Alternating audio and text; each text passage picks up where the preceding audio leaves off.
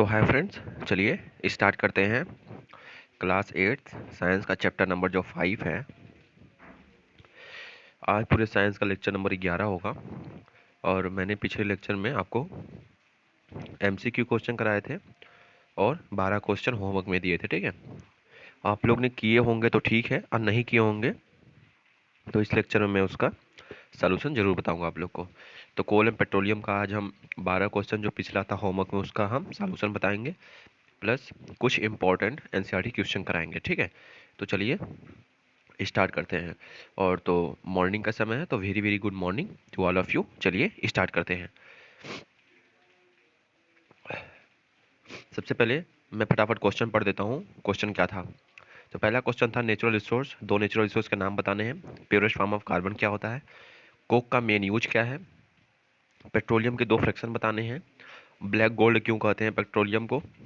और पीसीआर का full form क्या? पीसीआर का फुल फॉर्म। और उसके बाद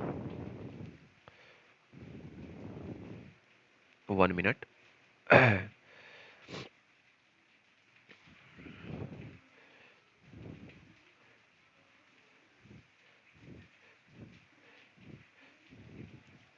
ठीक है, तो देखिए यहाँ पे पीसीआर का फुल फॉर्म, उसके बाद नेचुरल रिसोर्स का डिफिनीशन। नेचुरल रिसोर्स का डिफिनीशन बताएंगे। फॉसिल फ्यूल क्या होता है? कोल टार क्या होता है, इसका यूज क्या होता है? सीएनजी गैस को क्लीन फ्यूल को कहते हैं। हार्मफुल इफेक्ट बताना है फॉसिल फ्यूल के, और पेट्रोकेमिकल क्या होते हैं। ठीक है, तो चलिए स्टार्ट करते हैं। तो देखिए सबसे पहला क्या है? सबसे पहला है कि दो नेचुरल रिसोर्स के नाम बताने थे, तो एयर एंड वाटर हो गया।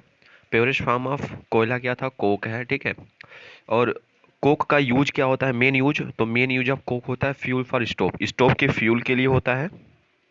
फर्नेस मीन्स भट्टी के लिए होता है, जो भट्टी होती है जलाते हैं। ब्लैक स्मिथिंग मतलब जो सुनार होते हैं इसका उपयोग करते हैं। ठीक है, पेट्रोल एंड डीजल ये क्या है? ये पेट्रोलियम का दो फ्रैक्शन के नाम है। ठीक है, पेट्रोल और डीजल। देखिए, और पेट्रोलियम को ब्लैक गोल्ड क्यों कहते हैं? ठीक है, तो ये इसको इसलिए कहते हैं ब्लैक गोल्ड, क्योंकि बिकॉज जब हम पेट्रोलियम को रिफाइन करते हैं, मतलब जब हम पेट्रोलियम में से जब हम क्रूड ऑयल मीन्स जो मोबिल होता है, जब हम क्रूड ऑयल को निकालते हैं बाहर, पेट्रोलियम में से जब क्रूड ऑयल को बाहर निकालते हैं, तो क्रूड ऑयल का जो कलर होता है वो ब्लैक होता है। ठीक है, क्रूड ऑयल का जो कलर होता है ब्लैक होता है, इसलिए पेट्रोलियम को ब्लैक गोल्ड कहते हैं। चलिए पीसीआर को स्पेंड करना था, तो पीसीआर का फुल फॉर्म होता है पेट्रोलियम कंजर्वेशन रिसर्च एसोसिएशन। ठीक है, और नेचुरल रिसोर्स का डिफिनीशन एग्जांपल देना था, तो जो ऑब्टेन फ्रॉम नेचर, और इसका एग्जांपल क्या हो जाएगा? Sunlight, plant, animal, water. ठीक है, देखिए एट्स क्वेश्चन क्या है? फॉसिल फ्यूल किसे कहते हैं? तो फॉसिल फ्यूल ऐसा फ्यूल जो कि हमें fossils of animal and plant से मिले। फॉसिल्स मीन्स जो रिमेन पार्ट्स होते हैं एनिमल्स और प्लांट्स के। ठीक है, इसे फॉसिल फ्यूल कहते हैं। फॉसिल फ्यूल जनरली तीन होते हैं ना, कोल, पेट्रोलियम और नेचुरल गैस। ठीक है, नौवां है कोल टार क्या होता है और इसका यूज क्या होता है। ठीक है, तो कोल टार ये एक कोल का कंपोनेंट होता है जो कि ब्लैक कलर का होता है, थिक मोटा होता है, लिक्विड होता है। ठीक है, और अनप्लेजेंट स्मेल, बहुत ही खराब स्मेल होती है। और इसका यूज क्या होता है? Coal tar is use for production of refined chemical. ठीक है, केमिकल को रिफाइन करने के लिए मतलब production of refined chemical refine करने के लिए इसका प्रयोग करते हैं। ठीक है, चलिए अब देखिए सीएनजी को क्लीन फ्यूल को कहते हैं। तो सीएनजी को क्लीन फ्यूल इसलिए कहते हैं क्योंकि जब सीएनजी बर्न होता है ना, बर्न जब जलता है, तो विदाउट एनी स्मोक, इसमें से कोई ना धुआं निकलता है ना हार्मफुल गैसेस निकलती हैं, इसलिए इसे क्लीन फ्यूल माना गया है। ठीक है, और ये क्या है? अब फॉसिल फ्यूल का हार्मफुल इफेक्ट बताना है कि फॉसिल फ्यूल का हार्मफुल इफेक्ट क्या है। तो जो फॉसिल फ्यूल होते हैं वो काज करते हैं एयर पॉल्यूशन, मतलब हवा में पॉल्यूट कर देते हैं, क्योंकि वो जलते हैं तो पॉल्यूशन फैलाते हैं। ग्लोबल वार्मिंग, अब तो आपको पता है पॉल्यूशन बढ़ेगा तो टेम्परेचर बढ़ेगा, तो ग्लोबल वार्मिंग गर्मी बढ़ेगी। ठीक है, एग्जॉस्टिबल नेचुरल रिसोर्स, सबसे बड़ी बात है कि फॉसिल फ्यूल जो होता है एग्जॉस्टिबल है, मतलब ये खत्म हो जाता है। ठीक है, ये खत्म होने वाला रिसोर्स है। लास्ट क्वेश्चन है 12, व्हाट इज पेट्रोकेमिकल? तो देखिए पेट्रोकेमिकल ऐसा प्रोडक्ट होता है, the product obtain from refining of petroleum. Petroleum के समय जो केमिकल प्रोडक्ट ऑब्टेन होता है उसी को बोलते हैं पेट्रोकेमिकल। पेट्रोलियम की रिफाइन करते हैं तो डीजल, पेट्रोल ये सब निकलता है, उस समय केमिकल प्रोडक्ट जो निकलता है उसको बोलते हैं पेट्रोकेमिकल। ठीक है, अब पेट्रोकेमिकल का यूज कहाँ होता है? तो पेट्रोकेमिकल का यूज हम अपने घर में करते हैं में। तो देखिए परफ्यूम का जो सेंट होता है, परफ्यूम मेकअप का सामान जो होता है और कॉस्मेटिक का जो सामान होता है उसमें पेट्रोकेमिकल का यूज होता है। ठीक है, तो थैंक यू फॉर वाचिंग, ये अभी सॉल्यूशन हुआ। ठीक है, अब एनसीईआरटी के जो क्वेश्चन है इंपॉर्टेंट वो हम चलेंगे पढ़ने। ठीक है, चलिए तो एनसीईआरटी वाला स्टार्ट करते हैं। देखिए, तो यहाँ पे सबसे पहला क्वेश्चन क्या है, एनसीईआरटी पेज नंबर 62 का क्वेश्चन है। एनसीईआरटी पेज नंबर 62 का क्वेश्चन है। पहला क्वेश्चन क्या है, बोल रहा है एडवांटेज ऑफ यूजिंग सीएनजी और एलपीजी। एलपीजी और सीएनजी फ्यूल का जो एडवांटेज है, क्या एडवांटेज है यूज करने का। ठीक है, तो चलो इसका एडवांटेज देखते हैं, इसका लाभ क्या है। ठीक है, तो सबसे पहला यहाँ पे लिखा है the advantage of using compressed natural gas and liquefied gas are. तो सबसे पहले ये इसका फुल फॉर्म हो गया। और चलो ये क्यों यूजफुल है, मतलब क्यों एडवांटेज है इसका। सबसे पहला, दे कैन बर्न डायरेक्टली, मतलब आप इसको जला सकते हैं डायरेक्ट। डायरेक्ट मतलब ये बिना बिना कुछ स्मोक दिए, बिना कुछ पालूट किए डायरेक्ट बर्न हो जाता है। ठीक है, पूरा बर्न हो जाता है। दूसरा क्या है, और उसके बाद एक जगह से दूसरे जगह तक इसको पाइपलाइन द्वारा आसानी से ट्रेवल किया जा सकता है। जैसे एलपीजी गैस शहरों में कैसे जाती है, वो पाइप द्वारा जाती है। अब हम लोग घर में सिलेंडर आता है लेकिन पाइप द्वारा जाती है। ठीक है, शहरों में। और अस्पताल में देखते होंगे जो ऑक्सीजन आता है वो भी पाइप द्वारा आता है। तो ये सीएनजी और एलपीजी ये आसानी से पाइप द्वारा फैल सकती हैं। ठीक है, और ये क्या है तीसरा, they are clean fuel and do not give smoke when burn, burn करने पे स्मोक नहीं देते हैं। और lot of energy, they give a lot of energy, मतलब अगर हम 1 केजी कोयला और 1 केजी कोयला और 1 केजी एलपीजी गैस, एलपीजी जो एलपीजी है उसको जलाएं तो जो एलपीजी होगा ज़्यादा एनर्जी देगा। ठीक है, तो जो एलपीजी और सीएनजी होते हैं वो एनर्जी ज़्यादा देते हैं जलने पे। ठीक है, तो इसका एडवांटेज हो गया। दूसरा क्वेश्चन क्या है, दूसरा क्वेश्चन है कि name the petroleum product use for surfacing of road. Road के लिए जब रोड को बनाते हैं तो उसमें क्या डालते हैं, अलकतरा डालते हैं। तो मैंने जब बता रहा था पेट्रोलियम का कंस्टिट्यूएंट तो उसमें एक आया था ऑप्शन बिटुमेन। बिटुमेन आया था जिसका क्या यूज था, ये सरफेसिंग ऑफ रोड के अलकतरा जो होता है ये बिटुमेन होता है, उसमें काम आता है। ठीक है, रोड के सरफेसिंग में। ठीक है, चलिए देखो अब इसमें क्या है, describe how coal is form from dead vegetation. हमने बताया था कि जो डेड डेड प्लांट होते हैं, डेड वनस्पति होती है उससे कोल बनता है। तो किस तरह बनता है, उसका प्रोसेस क्या है, तो चलो प्रोसेस पढ़ लेते हैं फिर आपको मैं समझा देता हूँ। ठीक है, सबसे पहले पढ़ते हैं। Millions of year ago dense forest got buried under the soil due to the natural process like storm floor earthquake. These got compressed as much as more soil got deposited over them. When they are buried deep in the soil, they are exposed to very high pressure and temperature. Under this condition, they are slowly converted into coal. ठीक है, ये क्या बोल रहा है, millions of year एगो, करोड़ों साल पहले। ठीक है, करोड़ों साल पहले जब स्टॉर्म आए थे, जब अर्थक्वेक, भूकंप, हवा का झोंका और बाढ़ आया था, तो बहुत सारे डेंस फॉरेस्ट, जो बहुत सारे जंगल थे वो जमीन के अंदर धंस गए थे। ठीक है, और जैसे समय बीतता गया, ध्यान से समझिएगा, जैसे समय बीतता गया ये अंदर धंसता चला गया और इसके ऊपर सॉइल आने लगा, इसके ऊपर मिट्टी का एक वो बनने लगा, मिट्टी इस पे इसके ऊपर ठहरने लगी। ठीक है, और ये अंदर दबता गया दबता गया, इसके ऊपर मिट्टी आ रही है तो ये दबेगा ही, ये दबता गया, ये इतना नीचे चला गया। ठीक है, ये इतना नीचे चला गया कि इसके ऊपर वेरी हाई प्रेशर लगने लगा। वेरी हाई प्रेशर मतलब इसके ऊपर टेम्परेचर हाई लगने लगा और प्रेशर हाई लगने लगा। मतलब इसका जो ताप है एकदम जमीन के अंदर वो बढ़ गया, और इसका जो प्रेशर दाब है, दाब कैसे बढ़ा, ऊपर से इतना मट्टी इसके ऊपर गजी चली जा रही है तो ये दबता गया दबता गया। तो प्रेशर बढ़ गया, टेम्परेचर बढ़ गया, तो प्रेशर टेम्परेचर बढ़ने की वजह से ये कोल में कन्वर्ट हो गया। ठीक है, ये 1-2 साल में नहीं होगा, ये मिलियन करोड़ों साल में होता है। ठीक है, हाई प्रेशर और टेम्परेचर के अंडर कंडीशन में ये स्लोली स्लोली कोल में कन्वर्ट हो जाता है, स्लोली स्लोली। और आपको मैंने बताया था कि the slow process of conversion, the flow process of formation of coal from dead vegetation is called carbonization. ये मैंने कार्बनाइजेशन आपको पढ़ा दिया है। ठीक है, वहां से देख लीजिएगा, वेजिटेशन का स्लो प्रोसेस होकर कोल बनना यही होता है। सबसे पहले यहाँ पे देखिए fossil fuel are, fossil fuel 3 प्रकार के होते हैं, कोल, पेट्रोलियम, नेचुरल गैस। ठीक है, process of separation of different constituent from petroleum is called, इसको हम रिफाइनिंग बोलते हैं। ठीक है, इसको आप रिफाइनिंग बोल सकते हैं।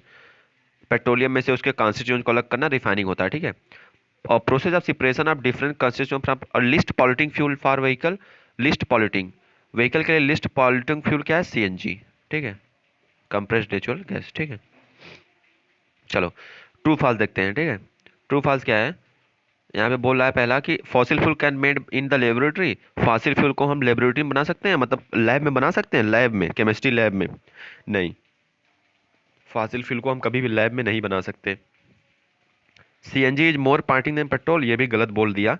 पहला फॉल्स होगा, दूसरा भी फॉल्स होगा। क्यों बोल रहा है कि जो सीएनजी होता है वो पेट्रोल से ज्यादा पॉल्यूशन देता है? नहीं, पेट्रोल पॉल्यूशन देता है, लेकिन सीएनजी क्लीन फ्यूल है, ये पॉल्यूशन नहीं देगा। ठीक है, फॉल्स फॉल्स हो गया। तीसरा क्वेश्चन क्या है? तीसरा आपको बोल रहा है coke is almost pure form of carbon. True, जो कोक होता है प्योर फॉर्म ऑफ कार्बन होता है। Coal tar is a mixture of various substance, जो कोल टार होता है वेरियस सबस्टेंस का मिक्सचर होता है, तो इसका आंसर है ट्रू। ठीक है, ये ट्रू होगा। कोल टार जो होता है मिक्सचर ऑफ वेरियस सब्सटेंस होता है। अब ये क्या दिया है? Kerosene is not a fossil fuel, ये सही है, क्योंकि फॉसिल केरोसिन फॉसिल फ्यूल नहीं है, केरोसिन पेट्रोलियम है। ठीक है, पेट्रोलियम का कंस्टिट्यूट है केरोसिन। तो ये फाल्स, तो आपको क्या हो गया? देखो यहाँ पे ये false false true true false. ठीक है, छठवां क्वेश्चन क्या दिया है? अब देखिए, explain why fossil fuel exhaustible natural resource, fossil fuel क्यों खत्म होने वाला रिसोर्स है, क्यों खत्म हो जाता है, तो इसका पहले पढ़ लेते हैं फिर बताते हैं आपको। ठीक है, तो सबसे पहले क्या दिया है इसमें? Fossil fuel remains requires millions of year to form from days animal that get buried deep inside the earth, there are high temperature and pressure to form their formation where which cannot be provided in the laboratory, thus fossil fuel are limited। देखो ये इसलिए बोल रहा है, ये बोल रहा है ये खत्म हो जाता है क्योंकि देखो जो फॉसिल फ्यूल होते हैं वो जमीन के अंदर जब धंस जाते हैं तो उनके ऊपर जो टेम्परेचर प्रेशर जो टेम्परेचर बढ़ता है प्रेशर बढ़ता है तभी जाके बनते हैं। और इसमें कितने साल लगते हैं? मिलियंस अरबों साल लग जाते हैं। अब आपको एक बताओ, एक बार अगर फॉसिल फ्यूल खत्म हो जाएगा जल्दी से तो ये बनने में किसको कितना लगेंगे टाइम? Millions of year. तो आप इसको न के बराबर मान सकते हैं कि नहीं बनेगा। मिलियंस ऑफ ईयर, 70-60 साल की अब जिंदगी है ह्यूमंस लोगों की, अब मिलियंस ऑफ ईयर वेट करेगा कौन? मतलब न के बराबर है। ठीक है, तो इसका जुडिशली यूज करना चाहिए। अब देखिए यहाँ बोला describe characteristic of Coke, Coke के कुछ करेक्टरिस्टिक बता दीजिए और उसके यूजेज बता दीजिए। तो ये टफ होता है, बहुत ही टफ होता है। और पोरुअस, इसमें छिद्र होते हैं, ब्लैक इन कलर, इसको मैं पढ़ाते वक्त आपको डिस्कस कर लिया था। यूज ऑफ कोक, इसका कोक का यूज क्या होता है? ध्यान रखिएगा, मैन्युफैक्चर ऑफ स्टील, स्टील बनाने में और मेटल को एक्सट्रैक्ट करने में, मतलब मेटल को निकालने में जमीन से। ठीक है, या उसके मिनरल से। Process of formation of petroleum, petroleum कैसे फार्म होता है? ठीक है, तो कोल किससे फार्म होता था? कोल फार्म होता है वेजिटेशन से, प्लांट से ना, लेकिन पेट्रोलियम फार्म होता है एनिमल से ना, एनिमल्स के जो रिमेन्स पार्ट्स होते हैं, ठीक है, उनसे फार्म होता है। तो petroleum was found by dead नॉजिन that got buried in the sea millions of year ago. These dead body get converted to layer of sand and clay, lack of air, high temperature and high pressure transform these dead। देखो, सबसे पहली बात आपको कोल और concept मालूम होना चाहिए। सबसे आप कोल पेट्रोलियम कंफ्यूज मत होइएगा। जो कोल होता है वो डेड प्लांट से बनता है, डेड वेजिटेशन से, डेड प्लांट से। और कैसे बनता है? सॉइल के अंदर दबते हैं और उस पर हाई टेम्परेचर हाई प्रेशर लगता है। लेकिन यहाँ पे ध्यान देना कि जो पेट्रोलियम बनते हैं, पेट्रोलियम जो बनते हैं, वो जो डेड ऑर्गेनिज थे, जो डेड एनिमल्स थे, वो समुद्र के अंदर चले गए थे। समुद्र के अंदर वो चले गए थे, डेड एनिमल समुद्र के अंदर धंस गए थे। ठीक है, समुद्र के अंदर धंसने की वजह से उनके ऊपर क्या था? Layer of sand and clay, कीचड़ और सैंड का उनके ऊपर लेयर बनने लगा। अच्छा अब तुम्हें बताओ, जब पानी के हिलने में तुम धंस जाओगे तो तुम्हारे ऊपर क्या रह जाएगा? बस पानी और कीचड़ रह जाएगा। तो उसी तरह जब समुद्र में एनिमल्स धंस गए थे तो उनके ऊपर बस क्ले रह गया था और सॉइल लग गई थी। तब वहां पे एयर नहीं था, पानी के अंदर एयर कहाँ रहता है? ठीक है, तो वहां पे एयर की कमी थी जहां पे वो लोग धंस गए थे, दब गए थे। और हाई टेम्परेचर नहीं था, हाई टेम्परेचर नहीं था और हाई प्रेशर भी नहीं था। ठीक है, तो क्या क्या नहीं था? ना एयर था, ना हाई टेम्परेचर था, ना हाई प्रेशर था। ठीक है, तो इसलिए वो किस में चेंज हो गए? पेट्रोलियम में। किस में चेंज हो गए? पेट्रोलियम में। पेट्रोलियम में और नेचुरल गैस में। ठीक है, तो आपको क्वेश्चन में अगर दे दिया coal is formed from vegetation, dead animal या कहीं और से, तो डेड वेजिटेशन पे क्लिक करेंगे। Petroleum natural gas dead organism से उत्पन्न होते हैं। ठीक है, देखो ये जो है ये एक टेबल दिया है। ठीक है, इसमें आपको बताया है 1901 से लेके 1997 तक शॉर्टेज बताया है। किस चीज़ का?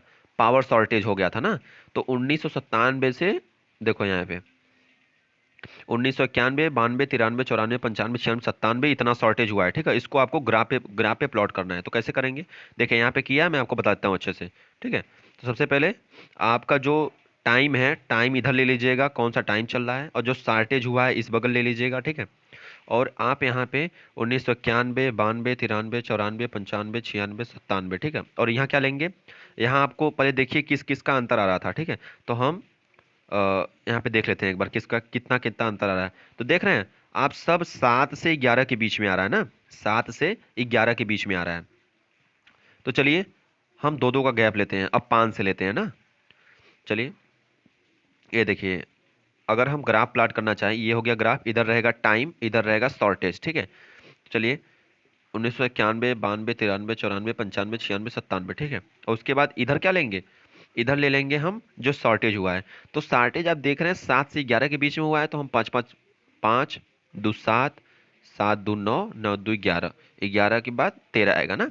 अब देखो जो वहां पे लिखा है टाइम, यहाँ पे लिख लीजिएगा 1991, और 1991 में अगर 5 7 9 ऐसे शुरू करेंगे, तो 1991 में वो 7.1 या 7.2 आ रहा है, तो 1991 ये रहेगा और 7.2 कुछ यहाँ आएगा, ठीक है।